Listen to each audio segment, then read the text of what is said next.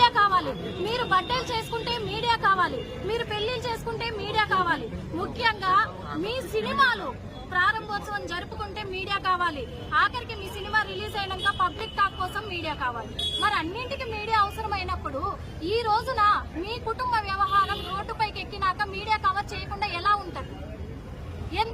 ఎందుకు మీడియాని నిందించడం జరిగింది? మీడియా మీద చేసుకోవడం ఎందుకు జరిగింది? మోహన్ బాబు గారు అంత పెద్ద ఆయన, అన్ని అనుభవాలు కలిగిన ఆయన, సినిమా ఇండస్ట్రీలో ఎంతో పెద్ద వ్యక్తి.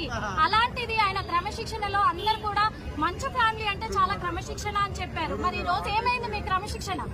మీడియా పట్ల అంత దురుసుగా ప్రవర్తించడానికి మీ క్రమశిక్షణ ఏమైంది? మీ కుటుంబ సభ్యుడుగా, నీ కన్న కొడుకుగా నీ కొడుకును కంట్రోల్లో పెట్టుకోలేక మీడియా మీద పడితే మీడియా మీకు ఏమొస్తుంది చెప్పండి. అందుకు మీరు ఖచ్చితంగా కూడా మీడియాపై దాడి చేసినందుకు, మీ విచక్షణాన్ని మీరు కోల్పోయినందుకు ఈ రోజు బహిరంగంగా ఖచ్చితంగా మోహన్ బాబు గారు అయితే